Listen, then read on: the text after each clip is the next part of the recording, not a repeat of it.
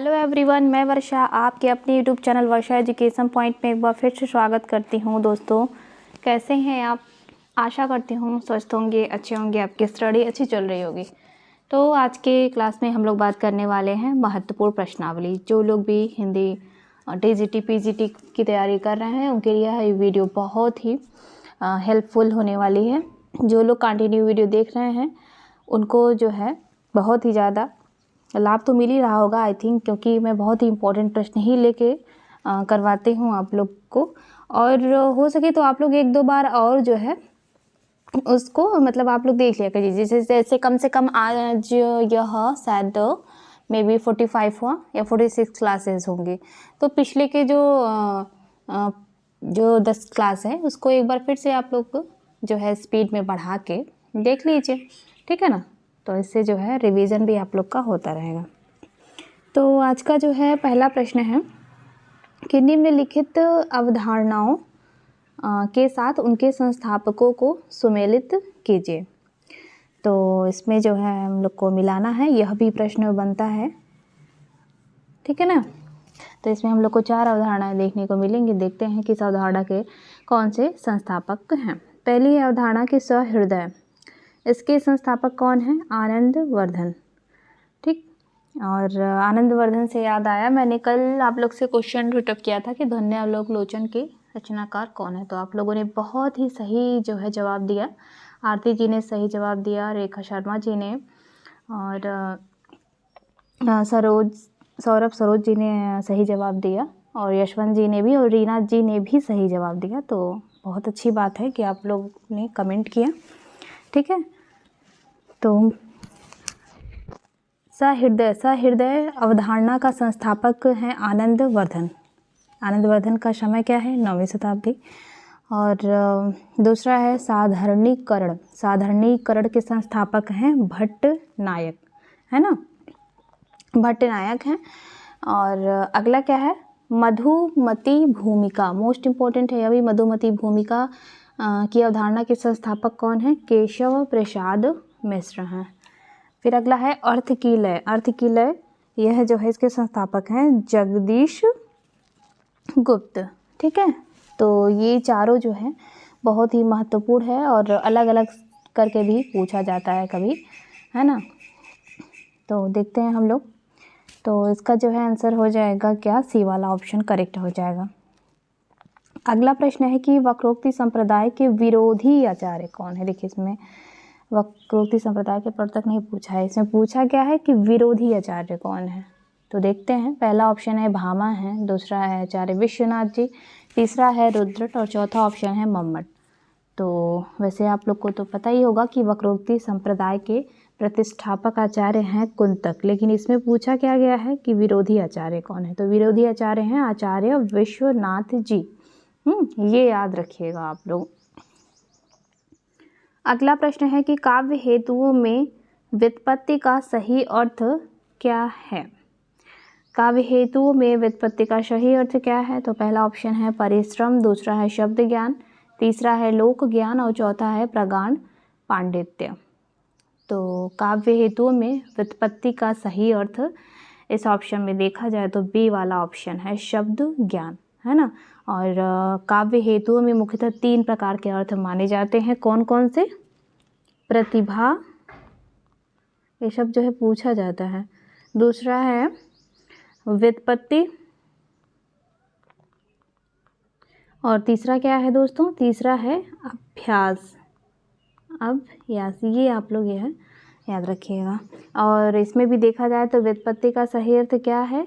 शब्द ज्ञान। अगला प्रश्न है कि वैदग्धा भंगी भनिति किसका सूत्र है? पहला ऑप्शन है कुंतक, दूसरा है भोज, और तीसरा ऑप्शन है राजशेखर, चौथा ऑप्शन है पंडित जगन्नाथ।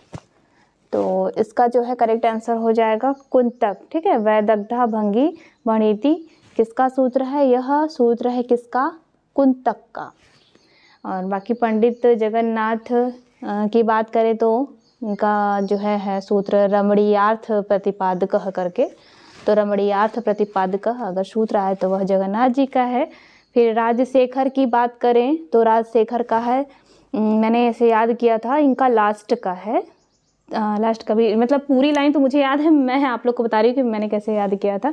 तस्य कवे कर्म स्मृतम काव्यम, यहाँ पे मैं लिख दे रही हूँ, ये राजशेखर का सूत्र है, ठीक है ना। तस्य कवेह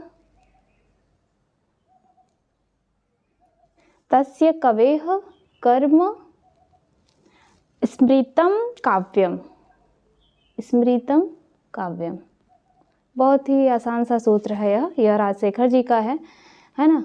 और फिर अगले प्रश्न की बात करते हैं। अगला प्रश्न है कि रंग दर्शन के रचनाकार हैं, रंग दर्शन के रचनाकार कौन है? तो देखते हैं हम लोग। पहला ऑप्शन है मोहन राकेश, दूसरा है लक्ष्मी नारायण लाल, और तीसरा है नेमी चंद जैन, और चौथा ऑप्शन है जयदेव तनेजा।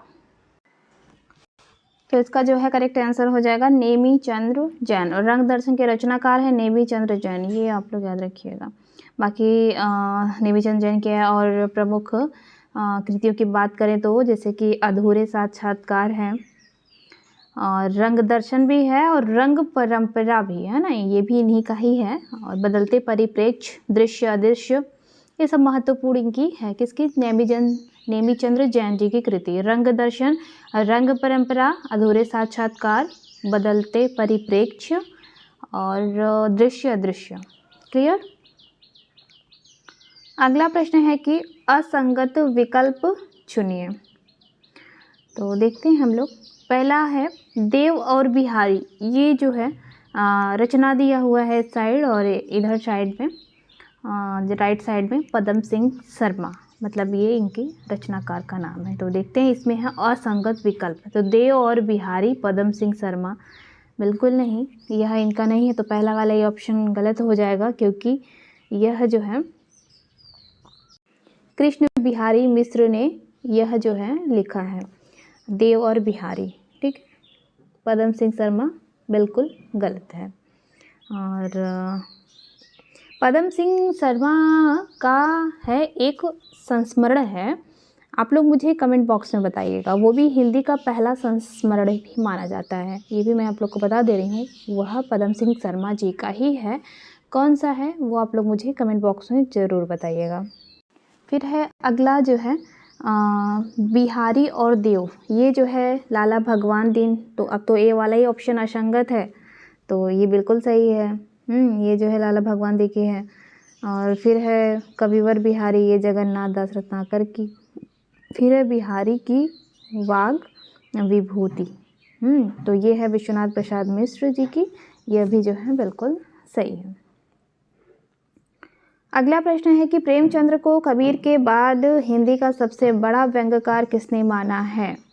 पहला ऑप्शन है अमृतलाल नागर जी ने, दूसरा है रामविलास शर्मा, तीसरा है हजारी प्रसाद द्विवेदी, और चौथा ऑप्शन है भीष्म साहनी। तो प्रेमचंद्र को कबीर के बाद हिंदी का सबसे बड़ा व्यंग्यकार रामविलास शर्मा जी ने माना है।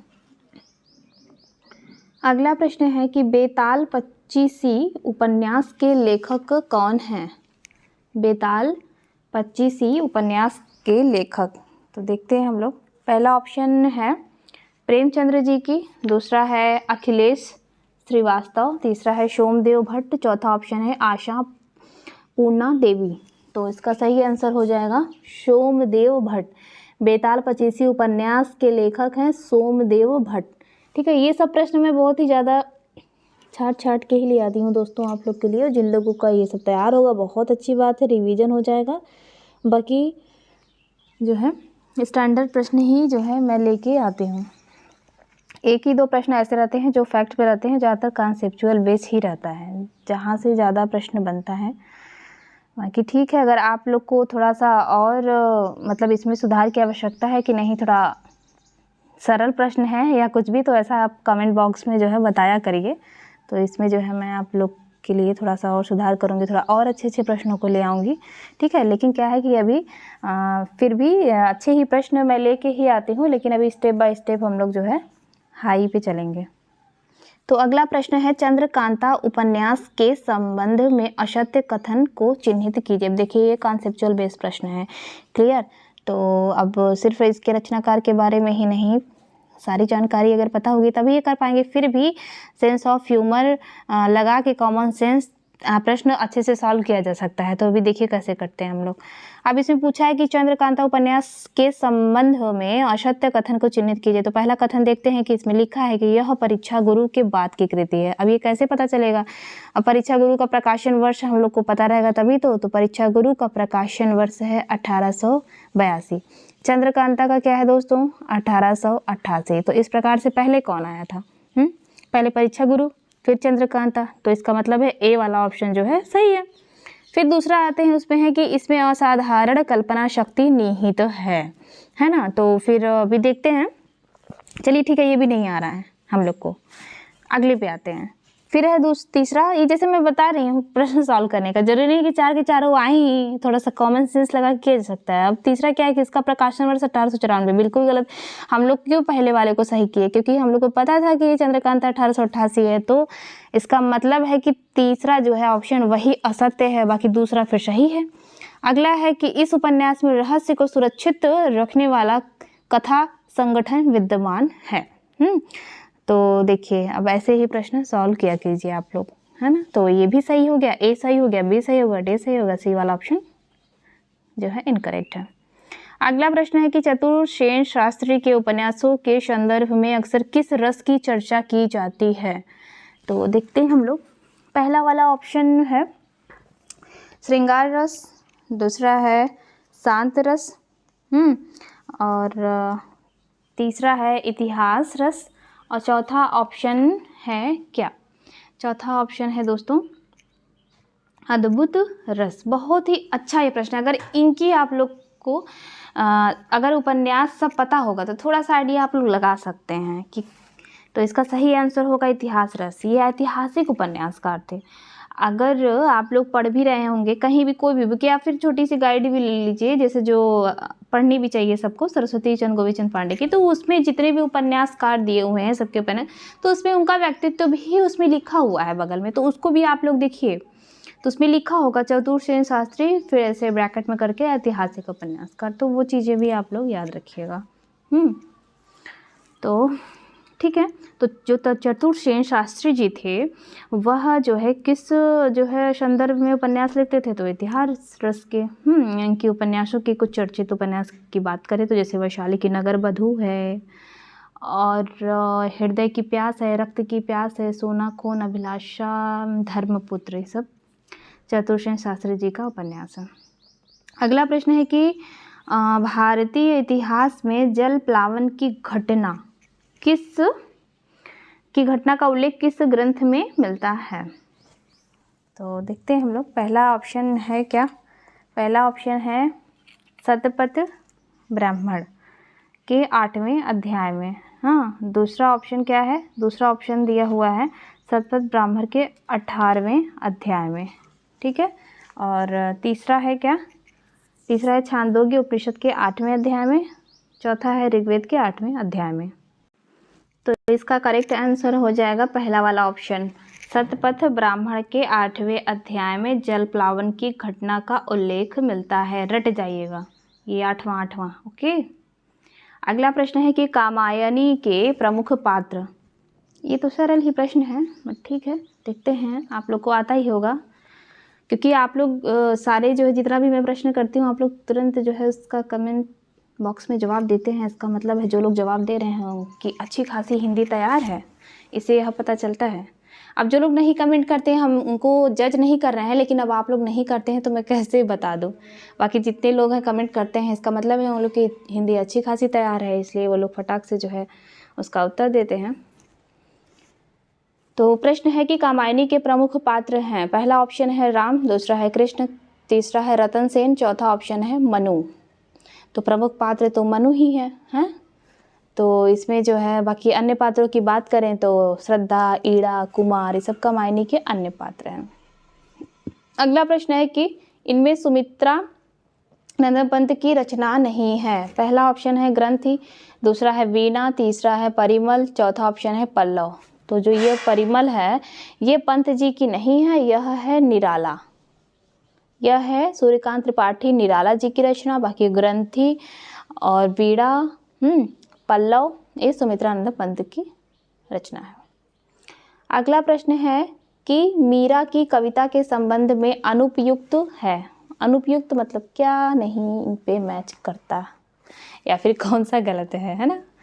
तो देखते हैं, पहला ऑप्शन है मीरा के काव्य में विछोह की तड़पन ज़्यादा जो है दिखाई देती है। दूसरा है मीरा का प्रेम परिवार से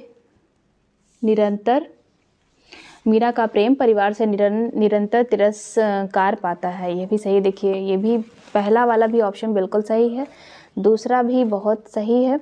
और तीसरा है कि मीरा के काव्य में रहस्यानुभूति का रंग है। ये मीरा जी से संबंधित जान लीजिए, रहस्यानुभूति मोस्ट इम्पोर्टेंट कीवर्ड है एकदम, ये वाला गोला कर लीजिए, है ना। तो फिर है चौथा, मीरा का विद्रोह साध्य है, साधन नहीं। तो विद्रोह नेगेटिव वर्ड है तो इनका ये है नहीं, ये अनुपयुक्त है। और बाकी जो है मीरा के काव्य में विछोह की तड़पन ज़्यादा है, मीरा का प्रेम परिवार से निरंतर तिरस्कार पाता है, मीरा के काव्य में रहस्यानुभूति है, बिल्कुल सही है।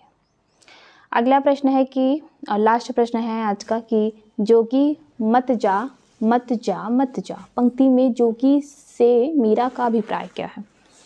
पहला ऑप्शन है कृष्ण, दूसरा है उद्धव, तीसरा है योगी और चौथा है गोरखनाथ। तो ऑब्वियसली सी बात है कृष्ण ही हैं, ठीक है ना। तो इसका जो है सही आंसर हो जाएगा कि मीरा ने कृष्ण को जोगी, जोगिया, रावल आदि से संबोधित हमेशा किए हैं। तो इसका करेक्ट आंसर ए ऑप्शन ही हो जाएगा।